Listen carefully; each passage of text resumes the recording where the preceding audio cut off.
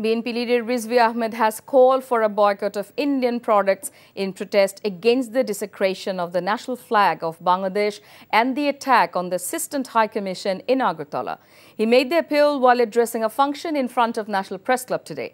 The event was held under the banner of "Buy local products and be blessed" to encourage the boycott of Indian products and the use of Bangladeshi products. Rizvi said Bangladeshi mothers and sisters should no longer buy Indian saris, soaps, toothpaste or anything from India.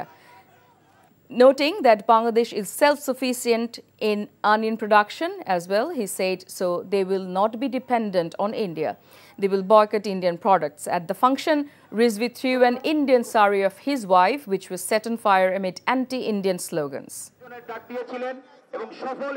আমরা তাদের নানাবিধ বাংলাদেশ বিরোধী প্রচার আমরা দেখছি। তোমরা আমাদেরকে পছন্দ করো না, তারপরেও তোমাদের জিনিস কিনতে হবে। বাংলাদেশের মানুষ তো মাথা নত করার মানুষরা।